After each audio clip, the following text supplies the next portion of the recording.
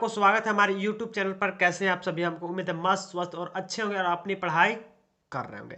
तो कुछ दिन पहले बिहार बोर्ड ने अपना मॉडल पेपर ऑफिशियली जारी कर दिया है 2026 के लिए। पिछले कुछ दिन पहले 12th का जारी किया था, अब 10th का भी जारी कर दिया। ये पेपर काफ़ी शानदार है और काफ़ी मस्त है। बहुत क्वेश्चन ऐसा है जो पढ़ा हुआ आया हुआ है। क्या ऐसा ही फाइनल में देगा क्वेश्चन? हम आपको पूरा क्लियर कराते चलेंगे और 100% देखिएगा और अंतिम तक बने रहिए ताकि हर क्वेश्चन को एकदम बेसिक से समझ में आए, ताकि ऐसा क्वेश्चन आए चाहे जैसा भी है आप बढ़िया से क्लियर कर सकते हैं। चलिए आगे चलते हैं। टाइमिंग देखिए, बेसिक में जैसे कि फंडा जो है उसमें दिया होता है, जैसे टाइमिंग वगैरह होता है 2 घंटा 45 मिनट पूर्ण। आपका 80 नंबर का क्वेश्चन होगा, प्रैक्टिकल तो आपका 20 नंबर का पड़ता है। और टाइमिंग 2 घंटा 45 मिनट और सब चीज़ वही सेम टू सेम रहने वाला, कोई दिक्कत अलग नहीं है। ठीक है, आगे चलते हैं। क्वेश्चन पर देखते हैं फोकस और स्टार्ट करते हैं। चलिए आ जाइए। पहला ही क्वेश्चन किया है कि किस दर्पण की फोकस दूरी ऋणात्मक होती है। बहुत मस्त क्वेश्चन है, बहुत अच्छा क्वेश्चन है। तो कह रहा है किस दर्पण की फोकस दूरी ऋणात्मक होती है? समतल, अवतल, उत्तल, इनमें से कोई नहीं। ऐसा कौन सा दर्पण है जिसका फोकस दूरी क्या होता है? ऋणात्मक होता है। तो अवतल दर्पण का फोकस दूरी क्या होता है? ऋणात्मक होता है। तो ऑप्शन नंबर क्या आएगा? बी, बिल्कुल राइट हो जाएगा। ठीक है, आगे चलते हैं। दूसरा नंबर कर रहा है कि दर्पण दर्पण की फोकस दूरी एफ वक्रता त्रिज्या आर के संबंध क्या होता है? तो दर्पण की फोकस दूरी और वक्रता त्रिज्या आर के बीच जो संबंध होता है, एफ बराबर आर नहीं, एफ बराबर आर बाई टू, एफ बराबर आर टू आर, या एफ बराबर 3/2 आर। क्या होता है संबंध? तो एफ बराबर में 2 आर होता है, क्योंकि जो है फोकस दूरी होता है उसका दुगना होता है, त्रिज्या होता है जो क्या होता है? दुगना होता है। ऑप्शन नंबर बी बिल्कुल राइट हो जाएगा। ठीक है, दूसरा का आगे चलते हैं, फटाफट देख लीजिए। करा के सामान्य न्यूनतम के लिए स्पष्ट दृष्टि की न्यूनतम दूरी क्या होता है? सामान्य दृष्टि के लिए स्पष्ट दृष्टि के न्यूनतम दूरी क्या होता है? तो 25 सेंटीमीटर होता है। कितना होता है? 25 सेंटीमीटर। ये तो बिल्कुल क्लियर होता आ रहा है। ठीक है, चलिए आगे चलते हैं। चौथा नंबर कह रहा है श्वेत प्रकाश का कौन सा रंग किसी प्रिज्म के से गुजरने के पश्चात सबसे कम झुकता है? अगर श्वेत प्रकाश मतलब सूर्य का प्रकाश जो है प्रिज्म से टकराने के बाद कौन है जो सबसे कम झुकता है? बैगनी, नीला, लाल या पीला? सबसे ज्यादा झुकने का काम कौन करता है? बैगनी। और सबसे कम झुकने का काम लाल करता है। तो ऑप्शन नंबर सी चौथा का बिल्कुल राइट। ठीक है, आगे जाइए। पांचवा नंबर फटाफट देख लीजिए। मानव आंख की दृष्टि रेटिना द्वारा बनाई गई छवि होती है।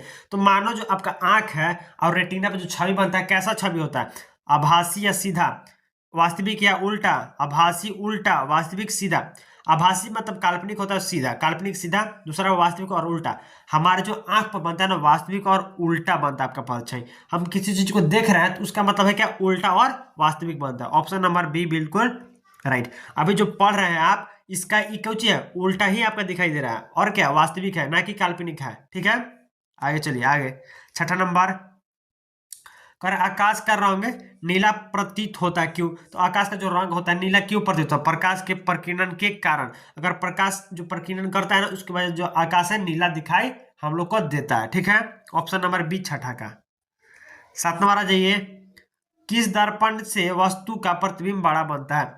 ऐसा कौन सा दर्पण है जिसको हम रखते हैं और उसका अधिक प्रतिबिंब हमको बड़ा प्राप्त होता है? समतल में समान प्राप्त होता है, अवतल में बड़ा प्राप्त होता है, उत्तल में छोटा प्राप्त है, इनमें से कोई नहीं। मतलब बड़ा प्राप्त अवतल में ही होता है। किसमें?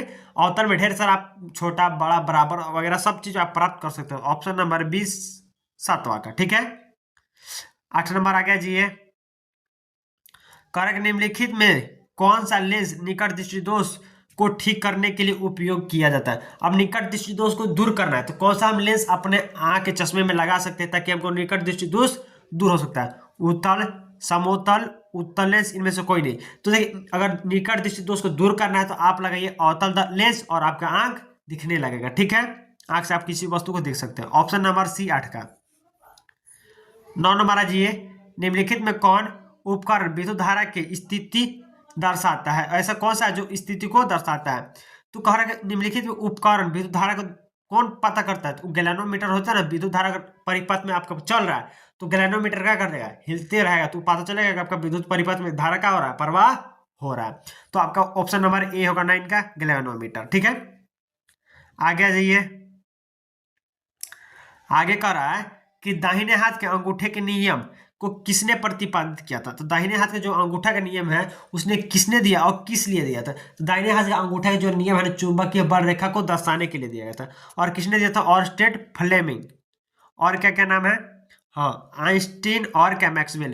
तो इसका जो नियम है अंगूठे का नियम उस मैक्सवेल ने दिया था। किसने दिया था, मैक्सवेल ने। ऑप्शन नंबर डी बिल्कुल राइट। ठीक है, आगे जाइए 11 नंबर। कर विभवांतर का एसआई मात्रक होता है। विभवांतर का जो एसआई मात्रक क्या होता है, बोल्ट होता है। ऑप्शन नंबर ए बिल्कुल राइट होगा। फटाफट देख लीजिए, आगे जाइए। निम्नलिखित में किस संयोजन द्वारा प्रतिरोध माना जाता है। तो किस निम्नलिखित में है किस संयोजन द्वारा प्रतिरोध को माना जाता है। अगर मान को बढ़ाना है, बढ़ाना है तो किसको बढ़ाएंगे, श्रेणी क्रम, समांतर क्रम, श्रेणी समांतर, दोनों इनमें से कोई नहीं। अगर प्रतिरोध मतलब बढ़ाना है परिपथ में तो आप श्रेणी क्रम लगा दीजिए, आपका प्रतिरोध क्या करेगा, बढ़ जाएगा। ऑप्शन नंबर ए 12 का बिल्कुल राइट हो जाएगा। आगे आ जाइए 13 नंबर। कहा कि चुंबकीय बल रेखा की प्रकृति होती है, कैसी होती है। तो चुंबकीय बल रेखा जो होती है काल्पनिक, वक्र, पथीय होता है। क्या होता है, वक्र और पथीय, काल्पनिक होता है। ऑप्शन नंबर ए 13 का बिल्कुल राइट हो जाएगा। 14 नंबर आ जाइए। क्या दिया है कि 1 किलोवाट घंटा किसके बराबर होता है। अरे भाई 1 किलोवाट घंटा बराबर किसके बराबर होता है, तो 1 जूल के बराबर होता है। कितना होता है, 3.6 गुना 10 के power joule. Option number C 14 का बिल्कुल राइट हो जाएगा। ठीक है, आगे जी 15 नंबर। कह रहा है कि नवीकरणीय ऊर्जा स्रोत है। नवीकरणीय जो ऊर्जा स्रोत है क्या है, नाभिक है, सौर ऊर्जा है, कोयले से प्राप्त ऊर्जा है, प्राकृतिक गैस से प्राप्त ऊर्जा है।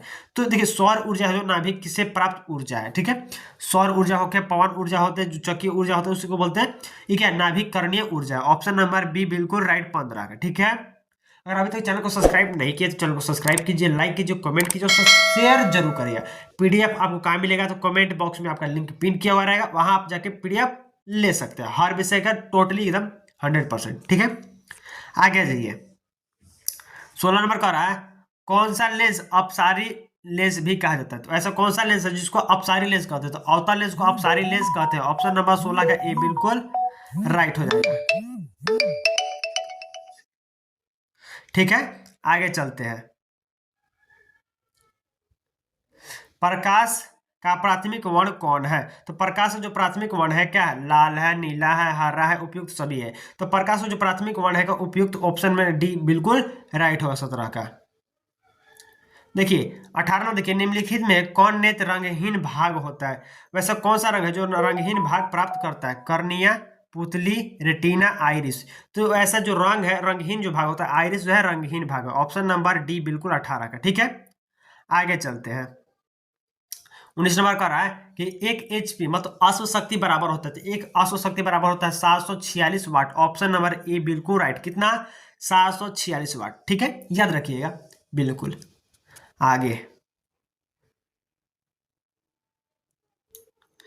विशाल शीशा मैग्नीफाइंग ग्लास होता है। तो विशाल शीशा जो है मैग्नीफाइंग जो ग्लास होता है क्या होता है, उत्तल लेंस होता है। क्या होता है, उत्तल लेंस होता है। ऑप्शन नंबर बी बिल्कुल राइट होगा, उत्तल लेंस। ठीक है, आगे आइए 21 नंबर आइए।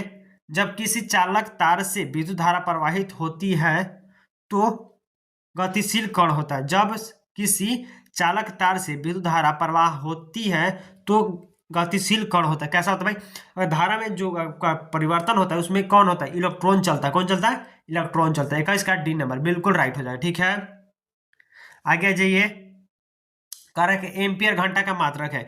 एम्पियर घंटा का जो मात्रक होता है क्या होता है, शक्ति है, आवेश। तो आवेश बिल्कुल राइट होगा। एम्पियर घंटे का मात्रक क्या होता है, आवेश होता है। ऑप्शन नंबर बी बिल्कुल राइट 22 का। 23 नंबर आ जाइए। कह रहा है निम्नलिखित में कौन सा मात्रक वाट के बराबर है। जो वाट के बराबर होता है क्या होता है, तो जूल प्रति सेकेंड। ऑप्शन नंबर ए बिल्कुल राइट, जूल प्रति सेकेंड हो जाएगा आपका। 24 नंबर आ जाइए। विद्युत धारा का मात्रक होता है। तो विद्युत धारा का जो मात्रक होता है क्या होता है, धारा का सही मात्रक क्या होता है, एम्पियर होता है। क्या होता है, एम्पियर। 24 का ए नंबर। 25 नंबर आ जाइए। गैल्वेनोमीटर में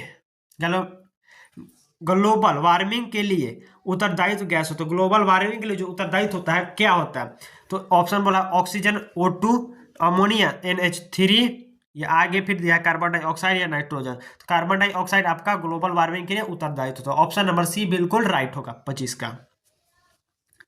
26 नंबर आ जाइए। कह रहा है कि शरीर में भोजन का पाचन किस प्रकार से किया जाता है। अगर भोजन जो आपका शरीर पचता है किसके वजह से पचता है, उपचयन या उपचयन और वियोजन दिया है, तो यहाँ संयोजन दिया है, तो संयोजन भी सही होगा। ठीक है, विस्थापन अपचयन नहीं होगा। ऑप्शन नंबर बी बिल्कुल राइट होगा। 27 नंबर आ जाइए। कह रहा है कि काली चूना पर जब जल डाला जाता है तो अभिक्रिया होती है उष्माशोषी और उष्माक्षेपी। उष्माशोषी क्या है, उष्माक्षेपी क्या है, देखिए समझिए। उष्माशोषी का मतलब होता है कि अपने अंदर घुस अति प्रवेश कर जाए, और उष्माशोषी का मतलब कि जहां फेंक वहीं रखते हैं। आप जानते हैं रुआ, रुआ जो है गद्दा में, उसमें अगर पानी डाले तो पानी क्या है, गद्दा के अंदर चल जाएगा। लेकिन अगर कुछ और कुछ डालते हैं तो वो उसके ऊपर रह जाएगा। तो जो ऊपर रहता है उसको उष्माशोषी छेपी कहते हैं, और जो उसका अंदर चल जाए उसको उष्मा छेप शोषी कहते हैं। ठीक है, तो अंदर क्या कला अवशोषित कर लेता है। तो ऑप्शन नंबर बी बिल्कुल राइट होगा। क्यों कि कली चूना जो है ना उसके अंदर पानी क्या होता है, चला जाता है। 28 नंबर आ जाइए। कारक निम्नलिखित में कौन सबसे अधिक क्रियाशील है। अधिक क्रियाशील है आपका देख लेते हैं ऑप्शन क्या क्या है। चलिए, C U H G A U A U A G A U. देखिए सोना चांदी आपका अभिक्रिया नहीं करता है। दूसरा क्या होगा, कॉपर, और कॉपर भी बहुत कम करता है। इसका मतलब है सीसा जो बहुत ज्यादा होगा। सीसा या कॉपर में से एक तो हमको लगता है कि बी 100% राइट होगा। ठीक है, एच जी पारा होता है शायद। चूना जल का रासायनिक सूत्र, अरे भाई साहब चूना जल का एकदम CaOH का होल्ट वाइज बिल्कुल राइट, ऑप्शन नंबर डी। ठीक है, 30 नंबर आ जाइए। कोई विलियन लाल लिटमस को नीला कर देता है, उसका पीएच मान होता है। लाल लिटमस को नीला कौन करता है, कौन करता है भाई, क्षार करता है। 10 11 दोनों, ऑप्शन नंबर डी बिल्कुल राइट होगा 30 का। 31 नंबर आ जाइए।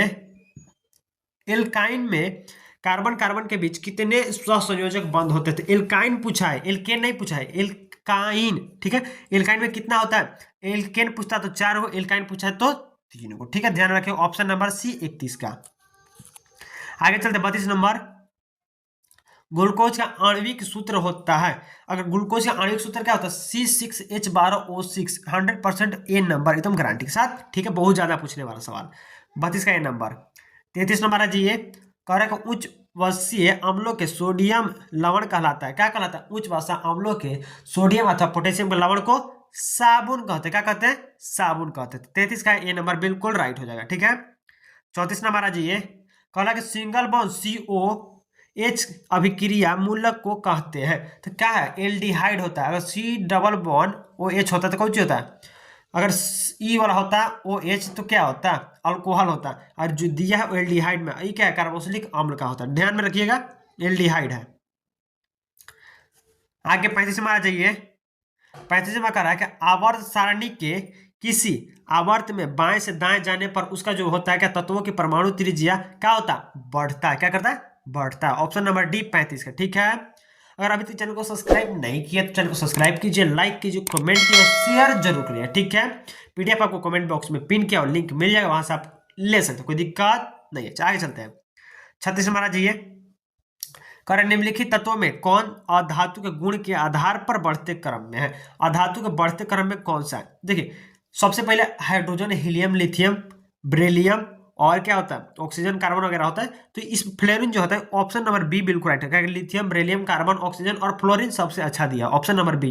ठीक है, 36 का बी नंबर। 37 नंबर आइए। कह रहा है कि सिलिकॉन है, सिलिकॉन क्या है, आगे आइए ऑप्शन दिया है, धातु दिया है, अधातु दिया है, उपधातु दिया है, उनमें से दोनों। तो उपधातु होता है क्या है, सिलिकॉन जो है क्या उपधातु होता है। ठीक है, ऑप्शन नंबर सी 37 का, बहुत ज्यादा पूछता है। 38 नंबर। निम्नलिखित में कौन विद्युत धनात्मक तत्व है। धनात्मक तत्व है पूछा, सोडियम जो है क्या धातु है और धनात्मक भी है। ठीक है, ऑप्शन नंबर सी 38 का। 39 नंबर आजिए। कह रहा है टिहरी बांध का निर्माण किस प्रदेश में हुआ था। नदी पूछता भी और प्रदेश भी पूछता था। तो प्रदेश में हुआ था तो उत्तराखंड में होगा। कौन सा, उत्तराखंड, ऑप्शन नंबर बी बिल्कुल राइट होगा 39 का। आइए 40 नंबर। कह रहा है कि निम्नलिखित में किस धातु को केरोसिन में डुबा कर रखा था। किस धातु को केरोसिन में ही डुबा के रखते हैं, किसको भाई साहब, आगे जाइए। कह रहा है मैग्नीशियम, सोडियम, पारा या फिर का टंगस्टन को। कौन सा धातु है जो केरोसिन में डुबा रहता है। सोडियम जो होता है हमेशा क्या होता है, पारा में होता है केरोसिन तेल में। ऑप्शन नंबर बी बिल्कुल राइट 40 का। 41 नंबर आ जाइए। अपमार्जक से बनाए जाते हैं। अपमार्जक से क्या क्या बनाए जाते हैं? Surf Excel, shampoo, easy surf, उपयुक्त सभी। बिल्कुल ऑप्शन नंबर डी, बिल्कुल option number D, easy surf बनाया जाता है, सभी बनाया जाता है। 42 नंबर का रहा है, सौर सेल में किसका उपयोग होता है? तो सौर सेल में किसका उपयोग होता है? प्लास्टिक का, सिलिकॉन का, यूरेनियम का, प्लूटोनियम का। तो सौर सेल में जो होता है क्या होता है? सिलिकॉन का उपयोग होता है। ऑप्शन नंबर बी 42 का, ठीक है, सिलिकॉन का। 43 नंबर का रहा है कि निम्नलिखित में से किसका उपयोग खाना बनाने के ईंधन वाले में नहीं होता है? वैसा कौन सा ईंधन है जो खाना बनाने में नहीं होता है? अच्छा जाइए, सीएनजी, एलपीजी, बायोगैस या कोयला गैस। कोयला से भी खाना बनता है पहले के जमाने में, बायोगैस से भी बनता है, एलपीजी से भी बनता है, मतलब गैस सिलेंडर जो चल रहा है, लेकिन सीएनजी से नहीं बनता है। तो ऑप्शन नंबर ए बिल्कुल राइट होगा। किसका लिए? 43 के लिए। 44 में आ जाइए, correct, 2Cu plus O 2 एरोचिन CO2 का क्या कर रहा है? ऑक्सीकरण कर रहा है, अपघटन कर रहा है। तो ऑक्सीकरण नहीं कर रहा, अपघटन कर रहा है। क्या कर रहा है? अपघटन कर रहा है। 44 का बी बिल्कुल राइट होगा, ठीक है। आगे जाइए, 45 नंबर, निम्नलिखित में कौन सा समीकरण संतुलित नहीं है? ऐसा कौन सा समीकरण है जो संतुलित नहीं है? आप देख लीजिए कौन संतुलित नहीं है। तो ऑप्शन नंबर डी बिल्कुल राइट है, संतुलित नहीं है। कैसे? यहाँ ओ क्या हुआ है? 3 हुआ, यहाँ ओ के बाद देखिए तो 2 हुआ है। तो संतुलित है क्या? बिल्कुल संतुलित नहीं, सही संतुलित है। आपका ऑप्शन जो आएगा ना, बी नंबर राइट होगा, ऑप्शन नंबर बी होगा, ठीक है, ऑप्शन नंबर बी होगा कि संतुलित है। 2 और 3, 3 दूना के 6, 2 और 3, 3 दूना के 6, ठीक है, ऑप्शन नंबर बी सही है होगा 45 का। 46 में राजिए, कर एक उदासीन विलयन का पीएच में, अरे भाई 7 से कम अम्लीय, 7 से अधिक और क्या क्षारीय, 7 हो तो अम्लीय। ऑप्शन नंबर उदासीन, सॉरी, ऑप्शन नंबर ए 46 का, ठीक है।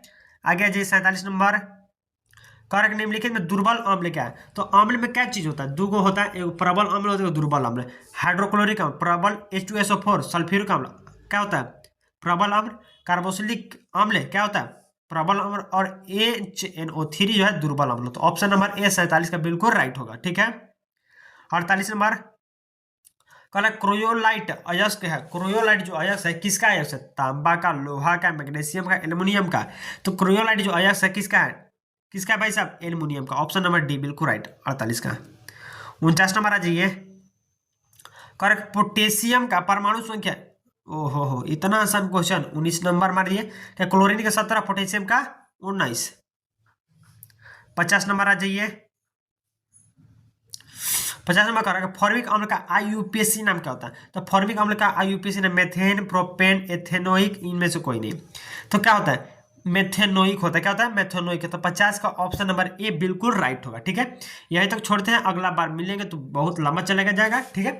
तो वीडियो अच्छा लगा तो चैनल को लाइक, सब्सक्राइब और शेयर करना मत भूलिएगा। कमेंट बॉक्स में पिन लिंक मिल जाएगा, आप वहां से सभी विषय का PDF ले सकते हैं।